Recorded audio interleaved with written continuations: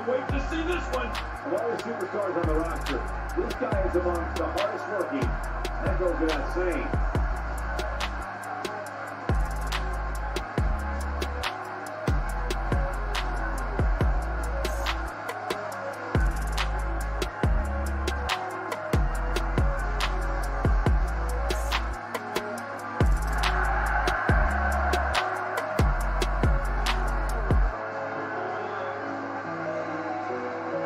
Definitely shout out to Don Chaos. We know you got our back, and we got your back too, man. Denver, Colorado all day, brother. We're definitely going to hook up with you.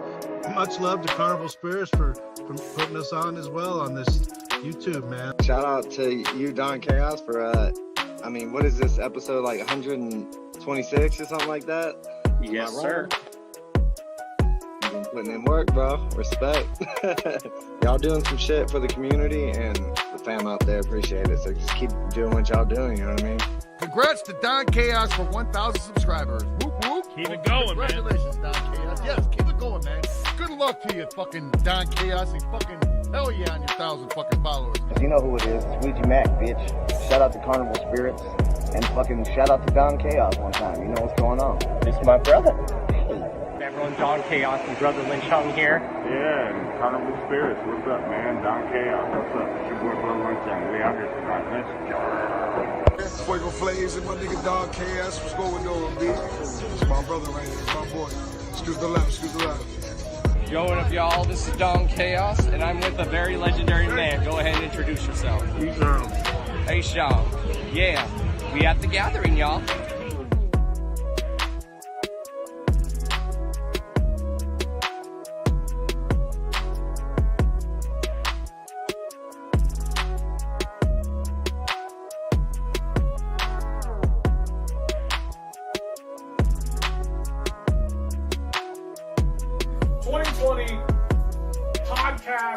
Radio show of the year.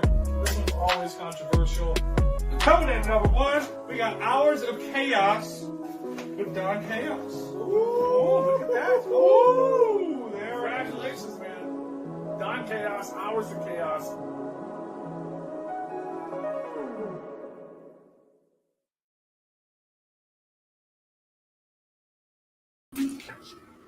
Yo, yo, yo, yo, what is up, everyone? Y'all already know who this is. This is Mr. D to the O to the N to the C to the H to the A to the O to the S, your friendly neighborhood JUGGALO, the Karma Millionaire. If you don't know, now you know. And if you still don't know, chat, let them hear it. Yeah, that's right. Again, one more time, y'all. If you don't know about Don Chaos and the Hours of Chaos by now, if you don't know, then... So yeah, welcome back, everyone, to the show. Hopefully everyone had a very good Thanksgiving. I definitely had a great one. And yeah, tonight we are going to be joined by our guest, the one and only Yetiii, y'all. So... yeah, I see our guest is already waiting in the green room, so let's go ahead and bring him on. Please welcome to the Hours of Chaos podcast, the one and only Yetiii. Yetiii, what's going on, guys? What's up, man? It's been a while, man. What was our last episode? It was in like 2020 or 2021. Yeah, I believe so. Yeah, that was early on too. It was like, you said it was between like episode 50 or 150. That was, man, it's been a while, 3 years or something like that. Yeah, and at that time, I know you were having technical difficulties on your end, so we could only like hear you at the time during the show. I know. People were disappointed, and I did everything to make my camera work, and it didn't. So I'm like, fuck it, still got to show up as best I can, but we're working now. We're good. Yep, now you have your own setup and everything. Yes, sir. Yes, sir. So now, since we last had you on, you and me were talking earlier, you see I actually have a professional setup now and stuff. I see. A new studio room. Got the tapestries behind you, the new mic and shit. Pop filter. It's looking nice. I like it. Yeah, so for those who don't know who you are, give us a brief introduction. Who you are, where you're from, how long you've been doing music, and yeah. Yeah, of course. I'm psyched to be here. So I go by Yetiii. I'm a music producer from New Hampshire. I work mainly with hip hop and trap. And I'm also an engineer. I focus mainly on producing albums one-on-one with artists. That's kind of my thing. That's what I'm known for.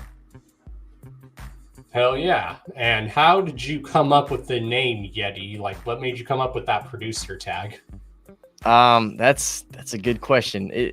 I wish there was a good story behind it, but there really isn't. It just kind of stuck. I dabbled with rapping in high school and found out early that, you know, it wasn't my thing and I'd rather make beats and work with artists one-on-one. But when I was rapping, it was Yetiii. And then, like I said, I switched quickly to producing and just stayed Yetiii. And the tag thing, that was my voice. I just screamed into the mic. I'm like, Yetiii. And then I just pitched it down. And yeah, man. Yeah, because that's kind of like the new age. You gotta like kind of have a producer tag. Like back in the days, like people said producer tags didn't exist. I'm like, there was, but there was like a producer would do like a cut or a something where you would know it was that producer without them like saying their name. Like back then you could tell it was Dre on the beat without him saying Dr. Dre. So in my opinion, I think producer tags have been around for years. It's just the whole naming of the producer thing is relatively new. Sometimes it's unspoken. Sometimes it's just in the signature, like the style of the beat. You don't even need to hear that tag to know. Right. It's like another example with ICP. Like when you listen to their early stuff, you can tell it's a Mikey Clark beat just by listening to it. Right. Yeah, exactly. They've got such they've paved their own lane to the point where it's hard not to notice if you know their music that's their shit. Yeah, now like a lot of producers, it's cool to have them do producer tags like our boy Devereaux. You hear Devereaux. Yeah. Or you have Shaggy the Airhead, where it goes Shaggy the Airhead on the beat. Oh, I've heard of Shaggy the Airhead. Who's he worked with again? He's worked with ICP, he's worked with Ouija, he's worked with a lot of people, and he's actually the one who owns that clothing brand Lazy and Crazy. Lazy and Crazy. I never heard of Lazy and Crazy, but that's dope. I'll have to check it out. Send me a link. Yeah, it's a clothing brand. That's what's up. You were telling me about the new sponsor, right? Yes, like of course we're gonna plug it in. Shouts to my sponsors, Blind and Clothing up there, right here. Of course, there's always links to them down below where you guys can check them out. They're a very good clothing company. So yeah. Hell yeah, man. I just got a recent sponsor too. Shout out to Jägermeister, one of the biggest drinking companies. Super psyched to be sponsored by them. Happened about 2 or 3 weeks ago. Shout out Jaeger. And who knows, y'all? Just purely speculation. You never know. Don Chaos might get a sponsorship through Jaeger. Maybe. Wait. Hell yeah. Yeah, that's gonna be dope. But yeah, like also, like how long have you been producing? Let's just maybe make this like a whole rehashing of like when we had you on, because a lot of people might not know who you are. So yeah, how did you start producing and when did you start doing that? So I started producing in like 2018. So I'm 23 years old.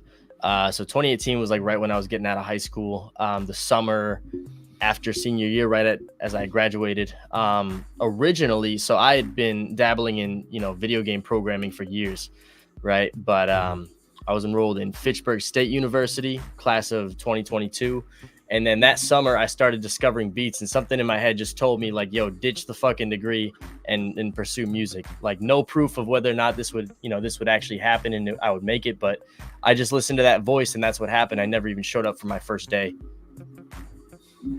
Hell yeah. It's like something was calling to tell you to do something else. Yep. Yeah, that's what happened. So about 5 years now, give or take. Yeah, 5 years. Yeah, that's like me. I was originally going to start doing a career in like criminal justice, but then I started seeing this whole public broadcasting thing and podcasting, and I'm like, you know what? I could probably see myself doing that. Yeah, and that's how the Hours of Chaos podcast started, or was that later on? Yeah, it did. And like originally I used to just drop news, but then I like started wanting to like have guests on because I've always loved helping promote people, and what made me want to start doing that is like people tell me I have like this very like radio-esque announcer voice. It's like deep and smooth, Yeah, no, you definitely do, and you know how to keep a conversation flowing, and you don't change who you are, but you also adapt at the same time to who you're working with, so things are comfortable for both sides. And you're doing a great thing here, man. You're providing a platform for the people who are hungry and trying to eat, and they need that shit. So yeah, props, man. Exactly. Like if I tell people, if I recognize talent, I want to help showcase that, whether it's a producer, someone, if someone's an up and coming comedian, I want to help them out. If they're like someone who has their own clothing brand and their own jewelry company, I want to help them out with that. Yeah, and I respect that, man. You know, you're not just in it for you. You're using your platform that you've built to, you know, share that success with other people and help them elevate to a different level. Exactly. Like I never thought I would start like hearing like artists shout me out and show me love in their songs, because I've been getting that. Like artists have been like showing me love and shouting me out in their songs. Like in one of the intros to an artist's like album, you can like hear me like as a clip from when I had him on the show in it. I'm like, that's awesome. That is awesome. And I saw that Shaggy of ICP shouted you out in that video. You're telling me about how did it happen again? He was on his own interview and he just slipped that in all of a sudden. Well, he was doing his podcast, and I think one of my friends might have sent him a super chat or something. I don't know what happened, but that was still dope. Shaggy didn't have to do that, but he did it. That's wild, man. Like what a, you know what I mean? Because it's one thing to shout you out on your own podcast, but he did it of his own free will on his own podcast. And it's like, that must have been crazy to, you know, have your homie, like you were saying, just hit you up and be like, yo, like, check out what happened. You know what I mean? Yeah, I was like, God damn. Fire, man. That must have been a good message to open up. I remember, you know, Kid Savage, shout out Kid Savage. He's the homie. He was on Replicon Radio. I want to say it was last year. And he shouted me out all of a sudden. And that was dope because I was tuned in already. I heard it firsthand because I was like, yeah, let me check this out. I'm going to support. And I heard that and I'm like, oh shit, you know, same feeling. He didn't have to do that, but you know, that's nice to be recognized and respected in the industry. Exactly. Or as the saying goes, real recognize real, basically. Yeah. It's a good way to sum it up. And that's how I've always been on this show. I just be myself, basically. And that's good. You know, you're not changing who you are, trying to put on too much of a face. I mean, obviously it's entertainment at the end of the day. So you're not like your entire, you know, you have to take a different approach, but like you're still you know what I mean? Yeah, I'm like balancing it out. I add humor and then I'll make it serious, but that's kind of like how I am as a person. So how I am on here is basically how I am in person. I can be serious, but then I can be funny and entertaining at the same time.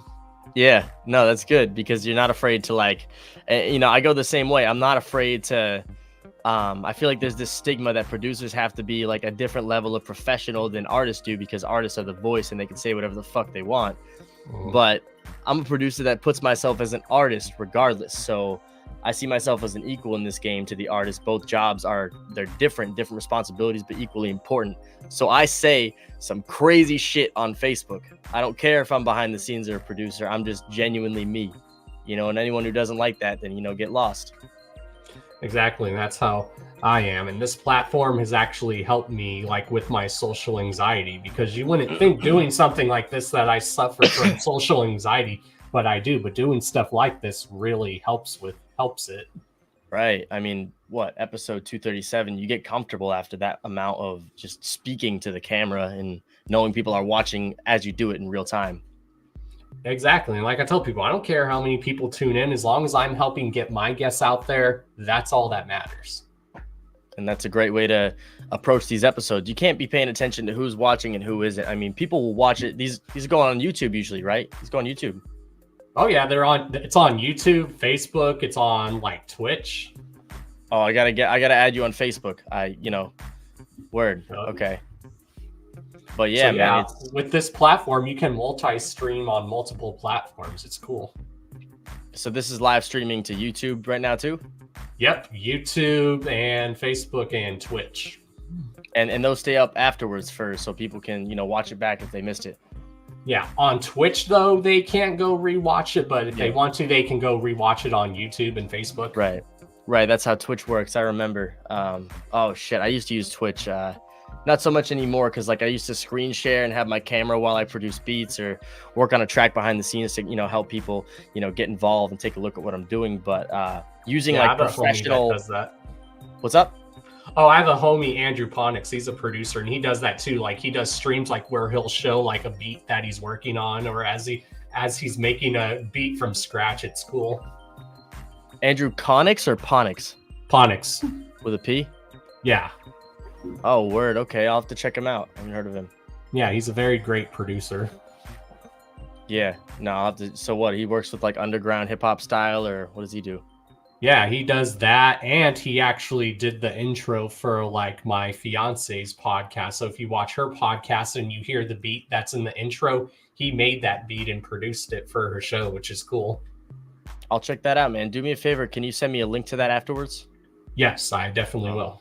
I can't go full screen. It's just making when I have the chat and everything open, when it's not full screen, the white boundaries are, believe it or not, are adding all this light to my face, which is good, but so I can't full screen, but this works.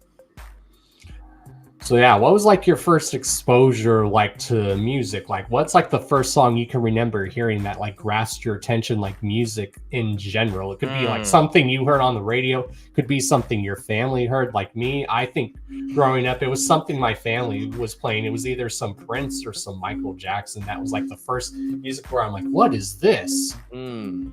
That's an excellent question. So are you talking more about what got me into liking, listening to hip hop and stuff, or like what actually made me want to like work on hip hop? Well, yeah. What was actually the first like hip hop song you remember hearing that made you fall in love with hip hop at first? It was kind of more of a generation when World MC was going under the name of Team Backpack. Team Backpack Cyphers? Yep. One of the first ever songs that I heard on Team Backpack was the OCD Cypher, the original one, which was Chris Rivers, Oswin Benjamin, and Denzel Porter, produced by Clyde Strokes. I remember that. Yeah, those are the homies now. I'm like in touch with some of them now. It's full circle. It's dope. But I found out afterwards that the instrumental was available to listen to on just as it was. Clyde Strokes had put up the beat on YouTube for people to like freestyle to and shit. And when I heard the original cypher, I'm like, oh shit, that beat's dope. And I started like listening to it over and over and picking apart why it just gave me that nasty face. And then I saw the beat was separate and I started just listening to it over and over. I'm like, yeah, this is the nasty face I want to, it's still in people when I make beats. Hell yeah. Now, what is that like the first, like that song that even made you love hip hop? And is that also the same song that made you want to produce hip hop, or was there a different track that made you want to produce hip hop? No, two separate. So that was like, I already loved hip hop for years, but my first song I ever heard that made me listen to hip hop was Sag My Pants by Hopsin. And this is like, I was 10 years old, like 2009 or some shit. Yeah. God, that was so long ago. I go back and listen to that. I'm like, God, I was like 19 when that shit came out. Right. Yeah. Early and that's shit. And that's the Hopsin that I fucking love. Yeah, he's definitely evolved. I love all eras of Hopsin, to be completely honest. Like each of them has something unique to offer. I feel like his new shit is more cinematic. And he focuses a lot more on high quality production and the way he does his vocals, which is he's a mastermind. He's just a genius. That's all I'll say. Oh yeah. And I've even told people, if you don't like his music, at least go see him at a live event. Like his live performance is so dope. They're a riot, bro. Oh yeah, I saw him at the Gathering and he was like crowd surfing on like an inner tube toy that you play in the pool. It was fucking awesome. He was at the Gathering? Yeah, and he's all crowd surfing on like an inner tube. It was fucking dope. How did I not see that? How did I not know? I know that it's just a weird splice to see. I can see it, but it's just like, wow, really? Like Mercules, shout out Mercules. He did a song with ICP, or was it Violent J? But I'm like, wow, that is a combination I never would have just expected without seeing it, Oh yeah, I love Mercules. He is someone I would love to get on the show. That'd be dope, man. That'd be dope. You never know. Oh yeah, I love Mercules. That dude's got bars, and to know that he's signed to Death Row, it's like if Snoop Dogg recognizes his talent, that tells you something. Yeah, Death Row Canada. That's dude's fucking. He's the definition of made it as an artist, in my opinion. Exactly, and that just makes me crazy. Like, it makes a lot of us feel old. Who would have thought that when we were younger, we would be saying, "Oh, someday Snoop Dogg's gonna own the label that launched his career"? How crazy is that?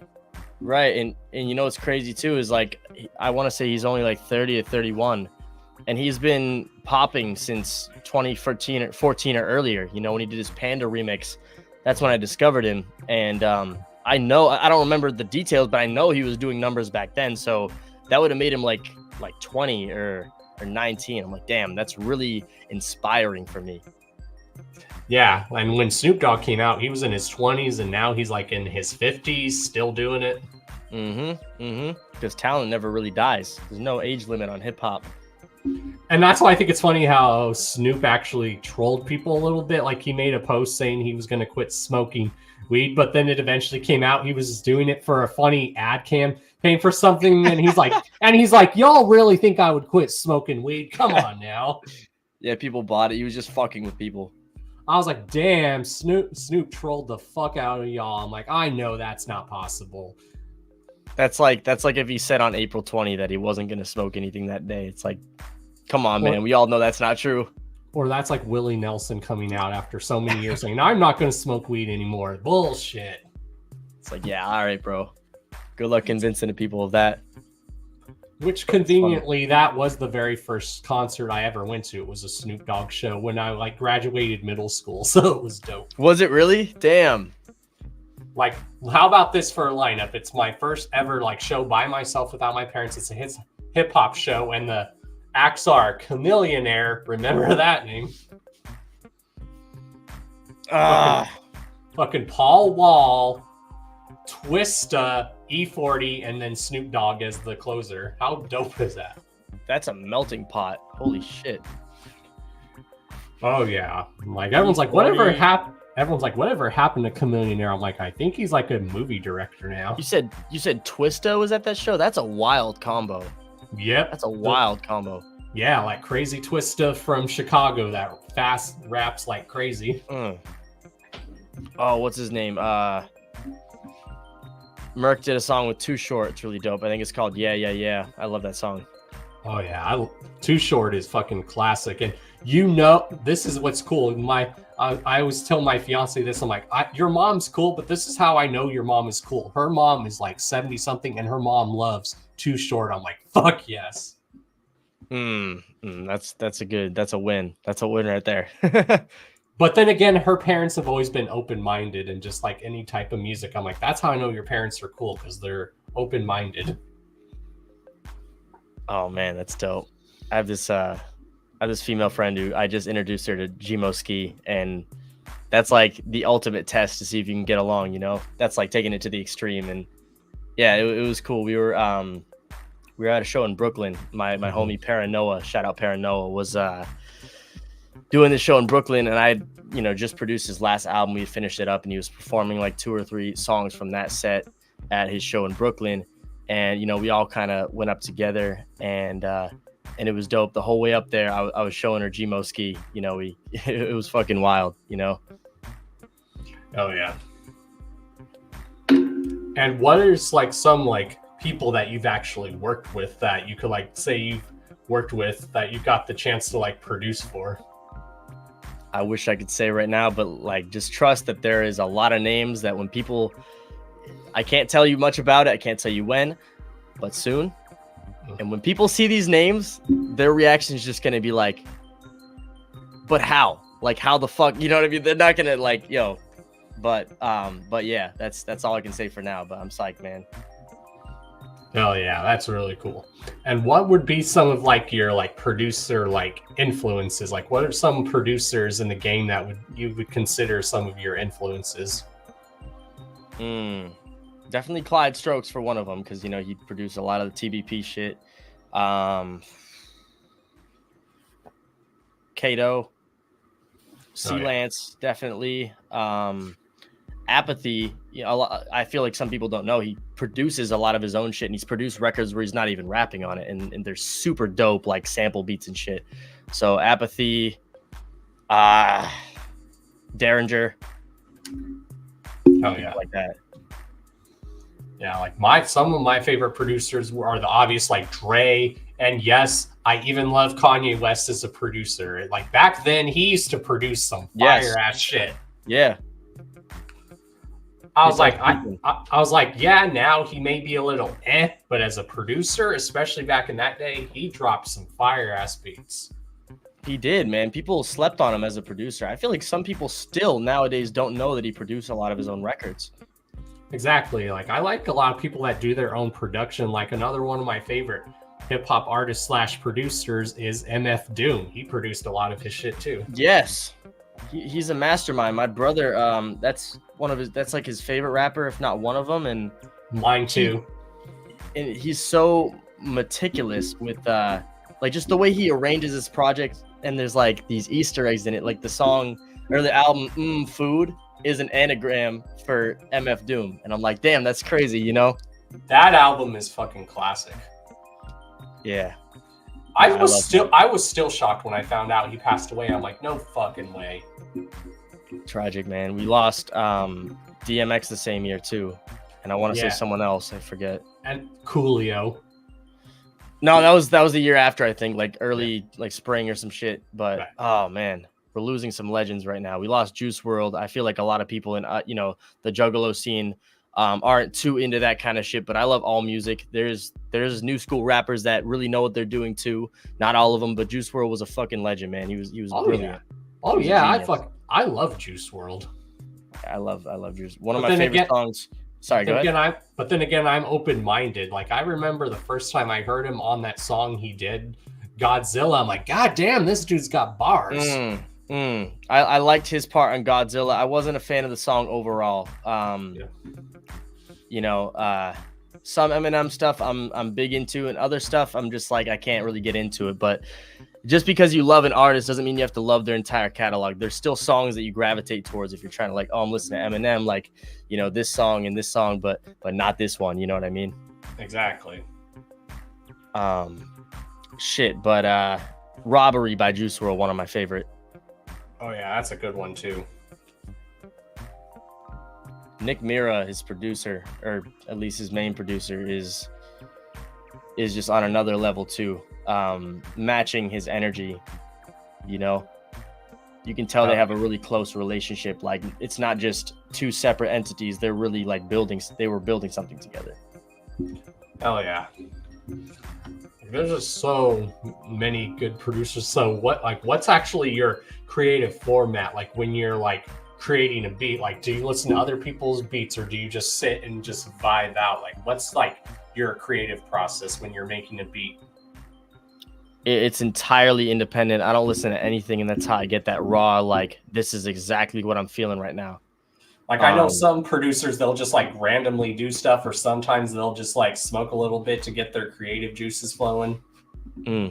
Yeah, I don't smoke, and I rarely even drink anymore. I don't really do anything. I like to be sober, especially when I work at the computer, because music theory, like some people get in the zone with music and stuff when they smoke or drink or whatever, but me, it's like it just clouds my clarity when I'm trying to like deal with music theory, and producing is way more technical. There's a lot of like technical dimensions to it that you're thinking of all at once. So exactly, I just sit down and I'll start playing with melodies, but recently I've been I usually never do this, but I went the other way and just made drum loops and let the melody tell its own story. Like, okay, this melody works with these drums now.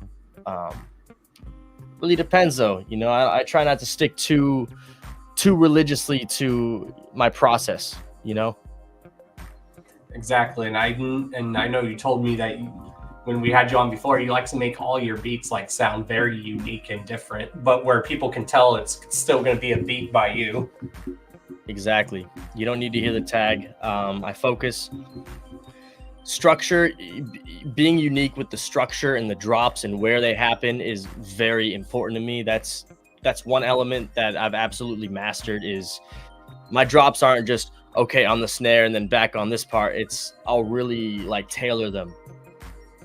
Exactly. A lot of people don't realize producing is like a pretty tough job sometimes. Like people say writing music is tough, but when you're a producer trying to work with the artist, I heard it can be a pretty tough job, but it's awesome.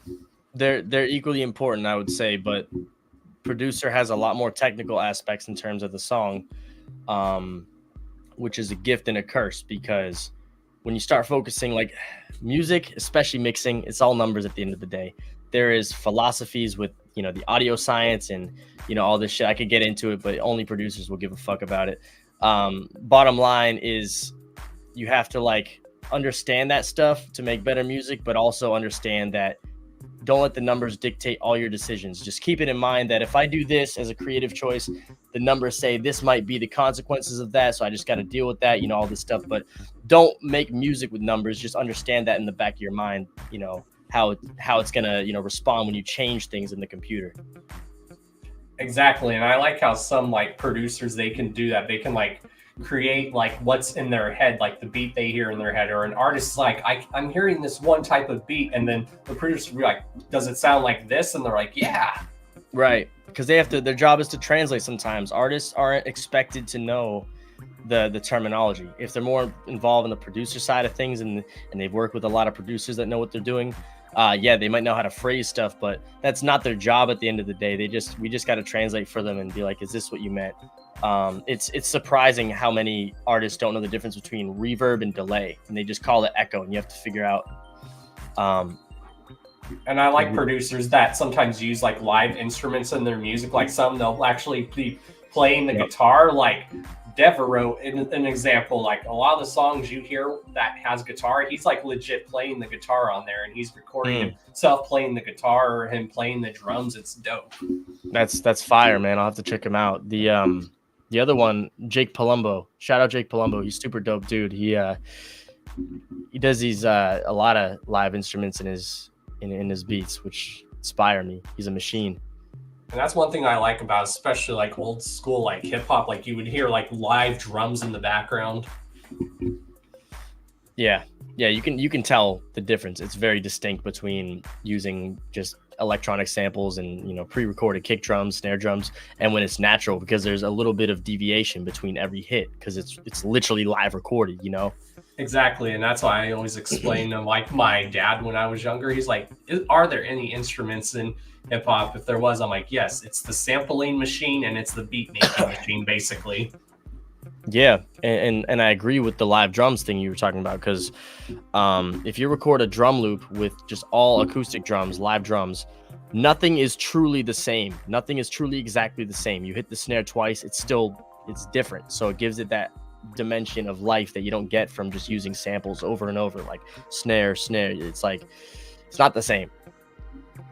Exactly, and that goes back to the early roots of hip hop. It started out as they were sampling like classic music. They would just put on a classic record and they would do that. And those were imperfect too. They never used sampling, which is kind of why it carried over. When you sample real music, you still get that, organic taste. Exactly, and sometimes it might make you go back and go, oh, what's that song they're sampling? And it might make you go check out the original song and be like, wow, this is dope.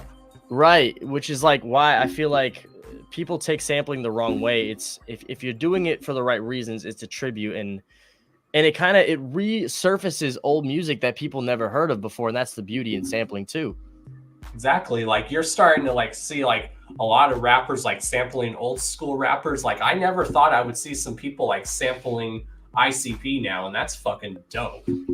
That's wild. Man. You got an example of that? Can you send me something after this? Yes, I'll try to find something. But yeah, you have people sampling them now, which is dope. They have websites where you can just Google what samples are included in this song. Or you can do it the other way around, I'm pretty sure, where you're like, what songs have used a sample from this song?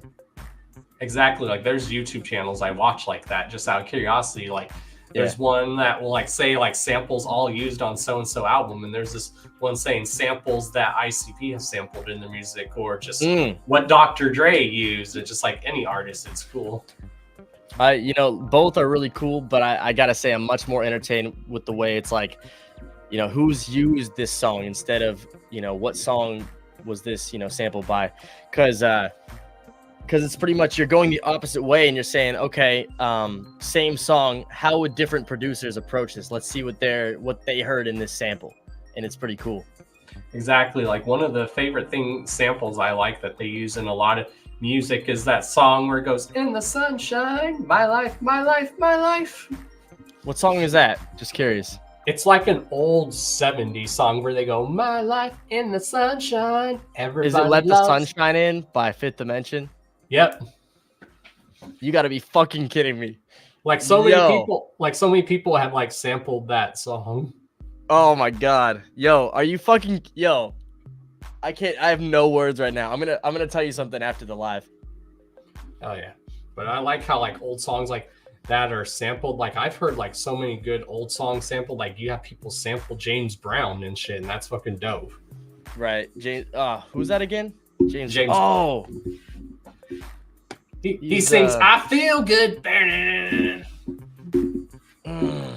I'll have to hear it. Yeah. I think I know, but might be thinking of the wrong person, but yeah, sampling, man, it's a beautiful thing, honestly. And I like how producers like have their own sound. Like one thing about Q-Tip from Tribe Called Quest he's known for is he does like a lot of jazzy feels with his production, which is cool. He makes stuff sound laid back and jazzy feel too, which is dope. But he like puts it on a rap beat. If somebody was trying to get into Tribe Called Quest catalog a little bit more, what are some songs you recommend to kick it off with? I would recommend Excisions. That's a very classic one because it's actually using like a jazz sample, but it's also using like drum samples, like live drums.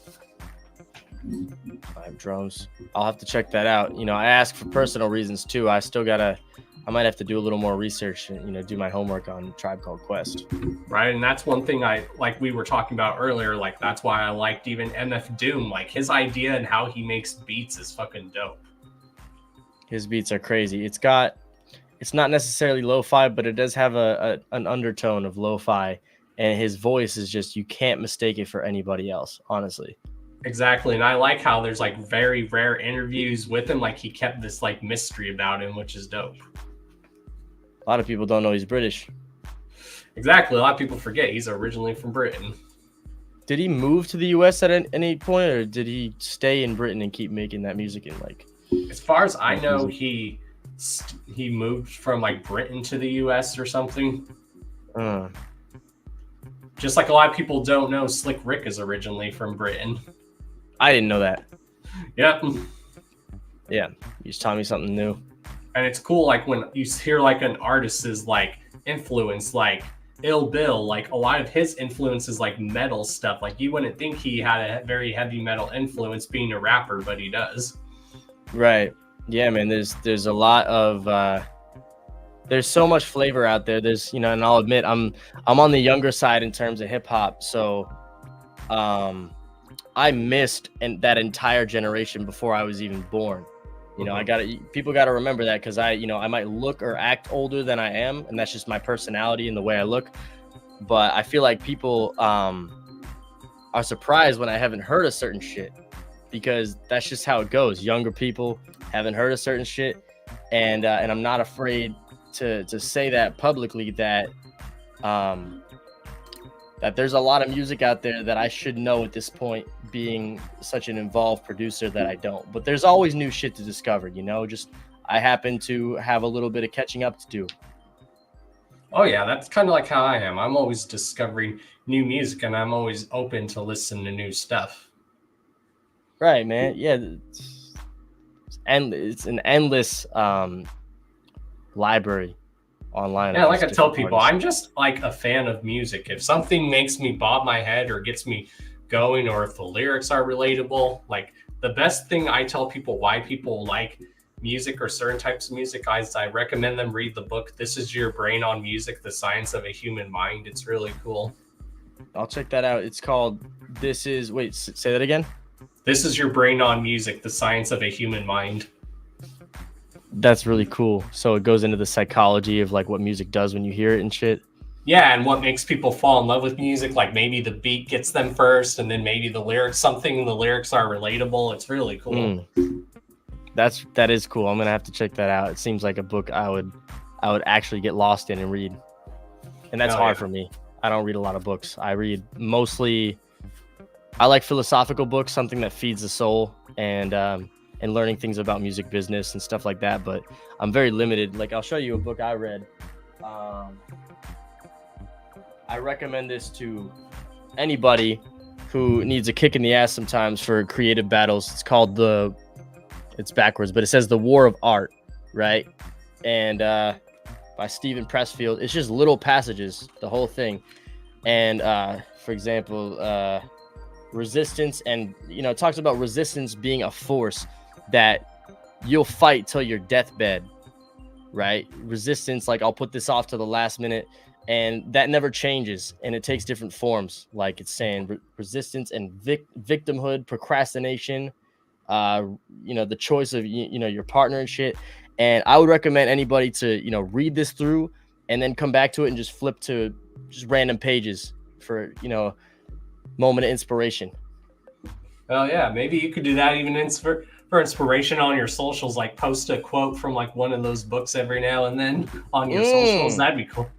That's a really good idea. Obviously credit Stephen Pressfield, quote him, but there's a lot of things that I feel like people could use hearing on their feed. Oh yeah. And what is your advice for like someone who wants to like be a producer or get involved in music? Like, what's the best advice you would give someone? If you want to be a professional producer who does like the business side, make sure you're 100%.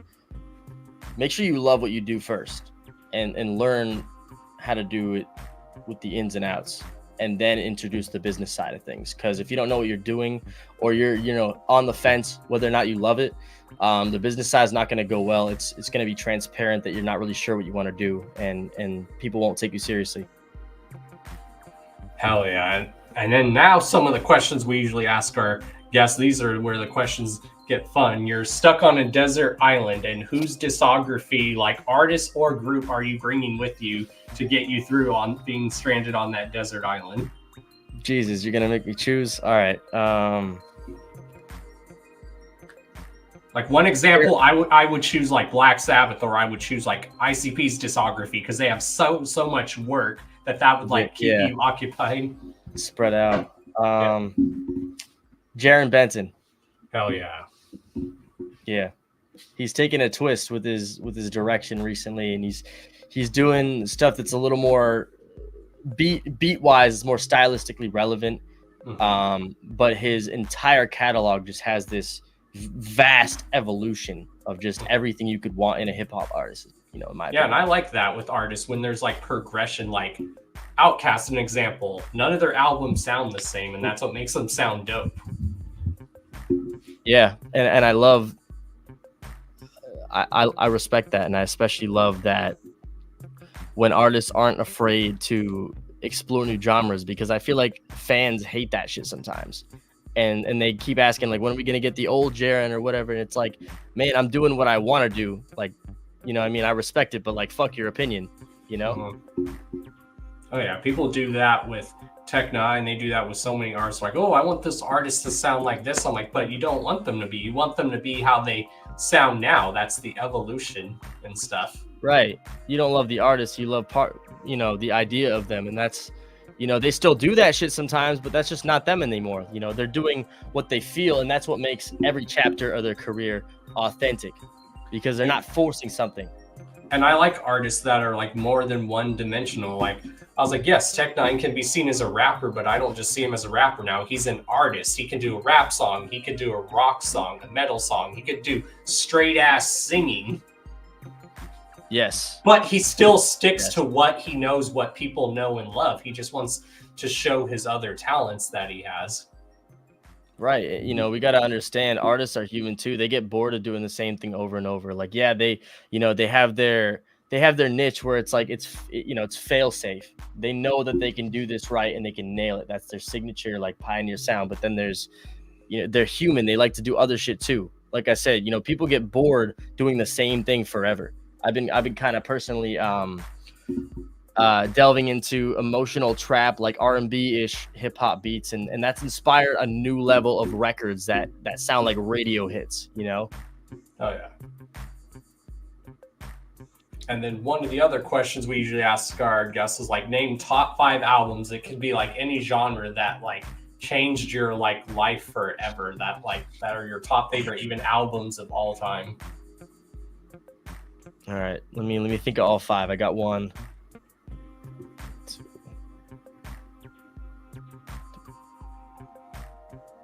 All right, I'll start with the first 2 I already thought of. So, Pound Syndrome by Hobson for sure.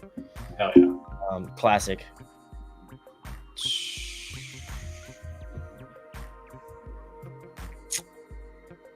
Thinking of I'm torn between 2 Jaron Benton albums, but Slow Motion EP Volume 1 and fucking Mincoat Killer LP. Gmo Skis, Charlie and the Filth Factory, and Scars by Mercules. Hell yeah. Those are very good picks. How about you? I want to hear your 5. Obviously, I would go with, like, if I'm going to do different music genre, like if I was going to choose a metal one of them would probably be like Number of the Beast by Iron Maiden. Oh, some heavy metal. Yeah, and if I was going to do like another different music route, I would go with Purple Rain by Prince. Purple Rain. I haven't heard it. If I want to put in a hip hop record, I would probably go with Dr. Dre's The Chronic. Classic. And if I want to do like real classic rock, I would probably go with Sgt. Pepper by the Beatles. Beatles. Ooh, is that off Abbey Road? Or no, sorry, that's an album you're talking about. My fault. Yeah, Abbey Road. Yeah. Abbey Road though is my top favorite Beatles album though. I also know that it pioneered. There are certain mix techniques that like are literally called Abbey Road techniques. There are softwares that have the name Abbey Road in it because it's like it simulates a sound that they used in that album. Oh yeah, and what's good about that album too is that album is a perfect example of artists being diverse, and it's cool. Like every song on there sounds very different, and it plays well into the next song really well. I'm gonna have to listen to that at some point, all the way through, like start to end. Yeah, it's like one of those albums you just sit and vibe to, and you just observe the words and like the beat, and it's like one of those laid back albums you just chill and listen to. So I could be wrong, but that was 4 albums. Yes, and then my 5th would be let's see here. I guess I would go with goddamn. Hell, Doggy Style by Snoop Dogg also. Why not? You got that shit on vinyl. Hell yeah. Yeah, I got The Chronic for my fiance on vinyl. She loves that album. Oof, vinyls, man. Don't get me started. Yeah, I noticed how vinyl's making a comeback, but it's so pricey now. It definitely is. To get one manufactured for your own album is like $40, which is why you see people selling them with new hip hop albums for like $80, and it's like people are like, that's fucking ridiculous, but they cost a lot just to make, you know. Yeah, and there's so many albums you're like, oh, that would look dope on vinyl, or you could like picture like the artwork for a vinyl, like certain albums and stuff. You're like, damn, that would be dope. Exactly. The what's his name? West Side Gun does this thing where his albums he takes like old vinyl sleeves and paints it like a unique painting, and then into a new piece, and then he slides his vinyl in there and sells it as like a one of one, just like art piece, you know. And I really respect that whole approach people like Al Divino, Estee Knack, and West Side Gun take to their music.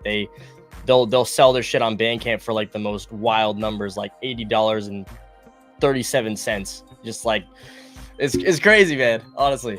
Yeah, I love West Side Gun. I love Griselda Records. That is some dope shit. Griselda, man. Griselda. Whew. I do. Yeah, so for those that don't know, tell everyone that should know about Griselda Records and how dope they fucking are. Original 3 members: Conway the Machine, Benny the Butcher, West Side Gun. I want to say the track that blew them up the most was Dr. Burrs, and that was in like 2018 or 2019, and that was off the album WWCD. I want to say Derringer produced the whole album, but he might have just produced some of it, and that's what got me into them. I think that they they might have went their separate ways, because if you go on their Spotify, there's only that album, so I think they're all just doing solo projects now. But obviously there's no beef or anything like that, but you know, that's kind of where they're at. And what's cool is Tech Nine actually worked with one of them recently. I need to see who it is. I'm like, that's a track I gotta hear. I'm gonna guess Conway, but yeah, I could be wrong, but yeah.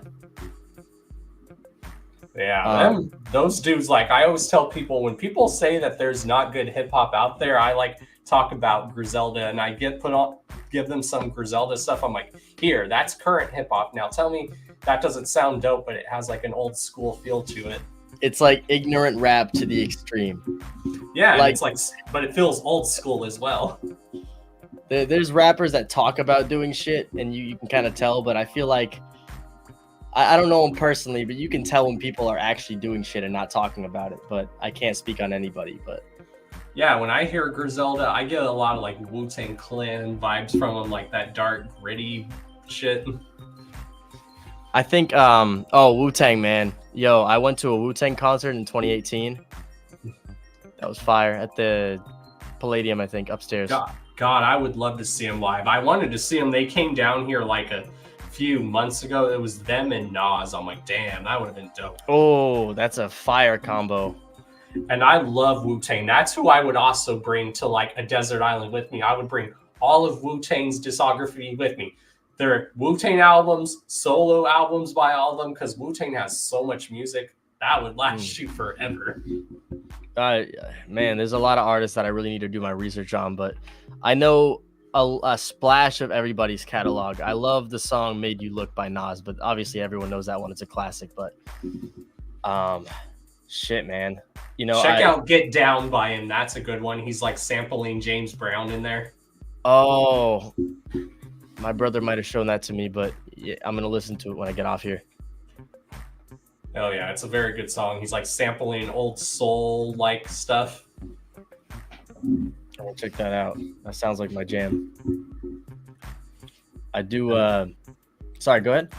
Oh, and then one of the questions we usually ask our guests is like, what is some of like your top like favorite foods that you can like never get tired of eating? Oh, all right, let me first say, I think if you ate something every day, no matter who it is, I think you'd get tired of it eventually. But things that I regularly, you know, circle back to, Mexican food. Yep, same here. Fire, man. There's this local place nearby called Baja Tacos. Fucking best Mexican food, best quesadillas.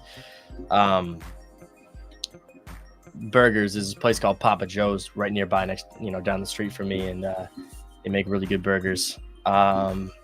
Sal's Pizza is a big one on the East Coast.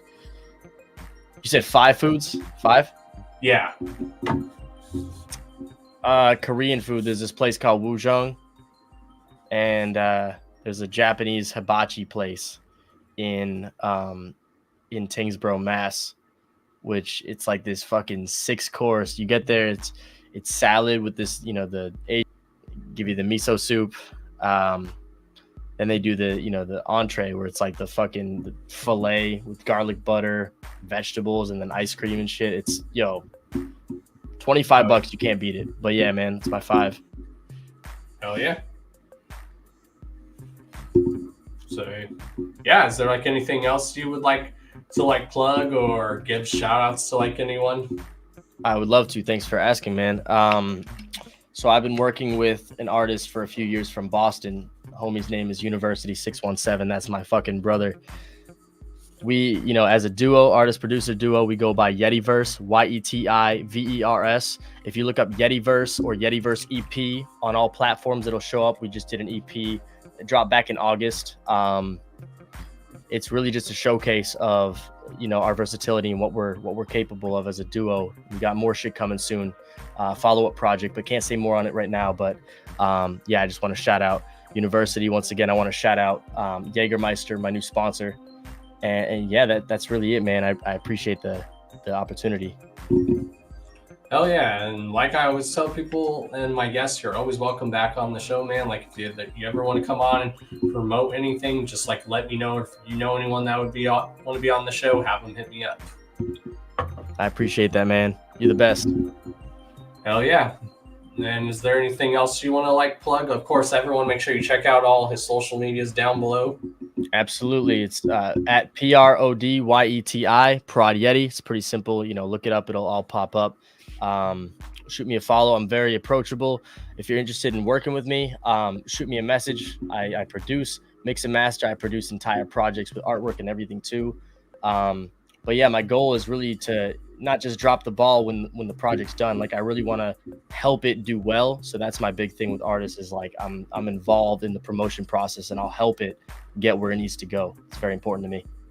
Oh yeah, because a lot of people don't realize in this industry you have to like promote and promote and promote. Like these days, an artist has to constantly be doing something, whether it's dropping a single, a mixtape, an EP, a music video. You have to keep something to keep everyone interested, basically. Exactly. And I hate to say it, but artists, it's a lot more difficult of a road than producers, because their check just comes way later down the road.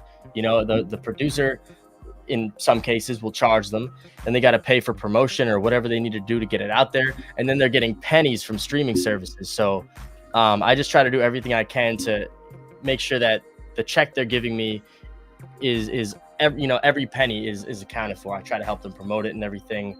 I feel like I lost my train of thought, but yeah, man. I think a lot of producers just, they get their check and then they fuck off. They don't care what happens with the project afterwards, and that's definitely not me. Exactly. Like that's kind of like how it is when I like do the show. Like I always make sure that the guests are like promoting it too, which is always good. Absolutely, man. That's the culture right there. That's the love of the game, not just getting your check and leaving. Exactly. Like I tell people, the reason why I do this show is I have a love for the culture in our community. And when I see talent, or if I want to see someone that deserves that recognition for the hard work they do, I want to help them with that. And I respect that, man. And what you're doing is, I think it's getting the results that you want. Correct me if I'm wrong, but people are seeing it for what it is. You're not just here for yourself. Obviously, you got your own platform and you're trying to build it, but you're using it for the good to help other people too. And more, I think more people respect and appreciate that than you might realize. Well, thank you. I appreciate that. Like a lot of people tend to tell me that, and I really appreciate that. Absolutely, man, for sure. Always keep doing what you're doing. And yeah, I'd love to loop around at some point. Episode 237, guys, shout out Don Chaos. I appreciate you guys. Hell yeah, man. Thank you for joining us. Yes, sir. Yetiii. Peace out, man. Peace. Hell yeah. That was Prod Yetiii, y'all.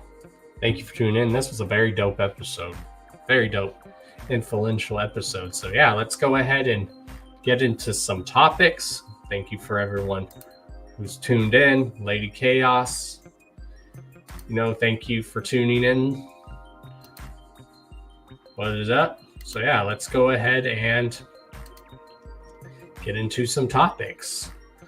So yeah, and then this month I'm gonna try getting to work really quick on this month for the Hours of Chaos podcast. I'm gonna try working on the schedule. I'm probably gonna need like a now team to like really help me with that, because I do a lot of this stuff usually by myself. Everything I do on the show, I've done it myself. I've always done it myself. But I need help. I'm gonna need some help with some stuff now.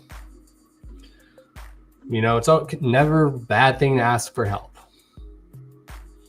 I am like talking to some people about like getting like my new merch store and website up and going for my merch. I've been talking to some people, was talking to Cosmic Horror Show about collaborating, like me and her collaborating with some stuff and her collaborating with Let's Sesh for some stuff. And yeah, I've been talking to Davey about helping me get my store up and running. So yeah, I'm trying to get a production and a street team going as well. Well, thank you. Yeah, let's get into some topics and then we'll go ahead and get out of here.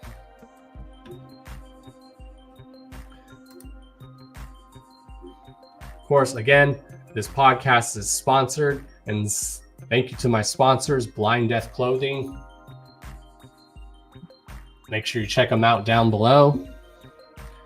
And yeah, we can only go up. Our job is to just help each other and lift each other up. The only reason I do this show is it helps with my social anxiety, and I love to promote talent and want to help people out. So yeah, let's get into some topics. So let's see. First and foremost going down next month, December 16th, is Ball is on a Boat going down to New York City and New York Harbor. And tickets are actually sold out right now. So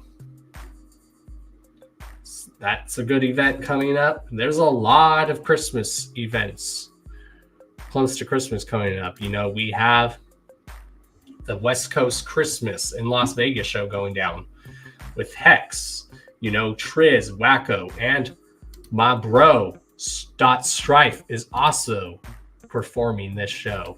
So shout outs to my bro, Dot Strife. Shout outs Wacko the Kid. Shout outs Triz. And shout out Hex.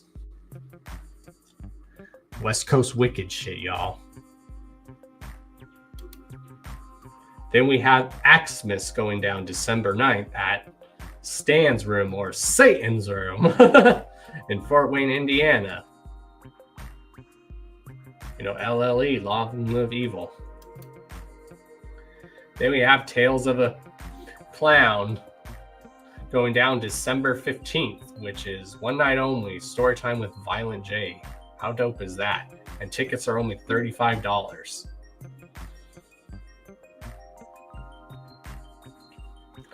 You know, and then there's some other stuff going on, like personally in the news with some artists, but you know, we're not going to touch on that. We're not going to be the Juggalo, Underground, TMZ, or Paparazzi. We don't do that here. I'm sorry.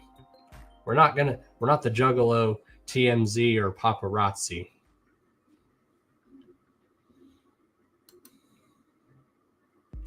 And Super Famous Fun Time guys, they are dropping a new album. They dropped the artwork titled I'll Tell You When to Laugh by Laughing. This is the artwork. You know, that artwork is done by 8 Legs. Very dope artwork.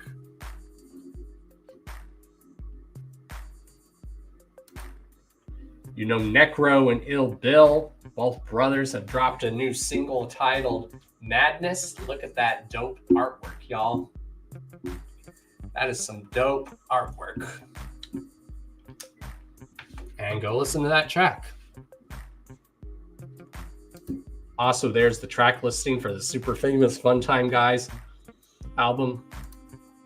And again, if you guys want to get on the Hours of Chaos podcast, let me know like a few weeks in advance or even a month in advance, because right now I'm in the process of getting this month's like schedule lined up. So just remember, it's every Thursday, 8 p.m. Eastern time, or if you need another day, I'll work with you and we'll do it another day, because that's one thing I learned about doing this show is, yes, you guys stick to your format of doing your show on the regular days, which mine is Thursdays, but sometimes there are times where I'll work with my guests, and if they can't do Thursdays, I'll ask them what day works for them, and then we'll usually find a day that works for them.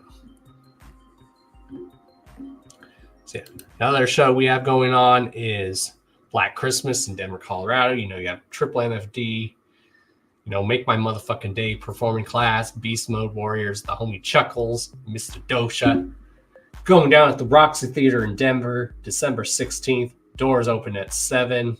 Tickets in advance are $20. And if you get your tickets at the door, only $25. You know, Black Christmas is an annual thing that goes down at the Roxy in Denver. It's what LSP do. You know, they do Black Christmas, and then during the summer, they do Gore Fest.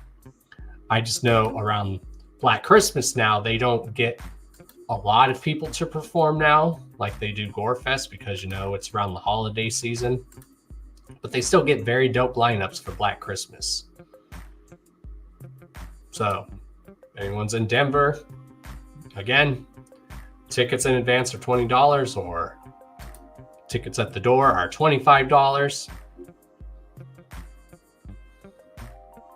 And finally, we have more of the lineup announced for Axmas. You have, of course, Alazul Ilu playing, Super Famous Fun Time Guys, and SON performing, and then with more special guests to be announced.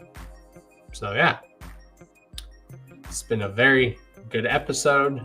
Oh yeah. And Zitro and Class dropped a project called Carnivores. It's a brand new CD, and it's available at gorehopshop.com, which is the LSP store. So is this a sign that Zitro is going to be signed to LSP, Lyrical Snuff Productions, like a lot of people think? Who knows? This project is available on LSP's official merch store site. So who knows? Shout outs to Zitro and Class. We've had them on the show separately. So go check out those past episodes. Of course, after you guys know, there's a link down to the Hours of Chaos podcast playlist where you can watch past episodes of the Hours of Chaos podcast, including this current episode that is currently on live. So yeah, I'm going to go ahead and get out of here. Thank you for all who tuned in, whether you tuned in live, whether you didn't tune in. So yeah, thank you. Or you're rewatching this, thank you. Again, if you want to come on the show, y'all just hit your boy up as soon as possible. Hit me up on my social medias, mainly my Don Chaos public figure page on Facebook, or hit me up on Don Chaos on Instagram. Again, I like to know months in advance, because you guys know I like to get clips for my guests as well as a pic to use to make for the flyer, and then I like to make a trailer to promote the up and coming schedule for the show. So I apologize if I didn't get like a trailer made this month. There's just been a lot going on, but if you guys still want me to do those trailers and stuff, I will do that, because I really have fun doing that. And all the guests that I've had on the show really have fun doing that, like recording their clips and sending them to me and using it to promote the show and the trailer. So if you guys really want to see me start doing that, and where I still like do them and live premiere them, let me know, because I put in a lot of work doing those trailers. I put in a lot of work doing this show. I do a lot of this by myself, but I do need help with some stuff now.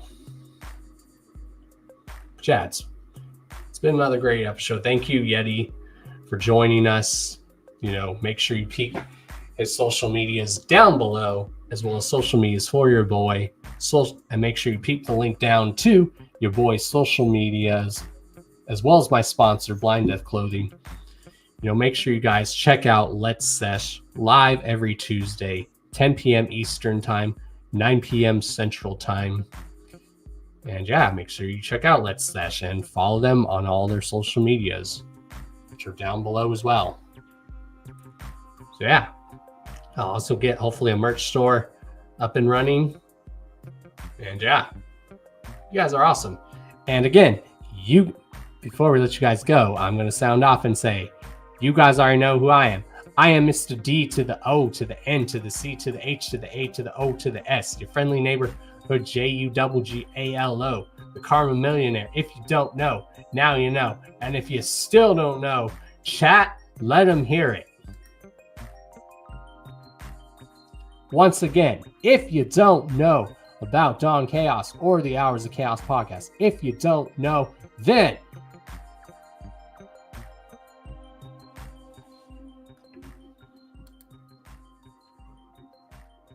so yeah, thank you everyone for tuning in.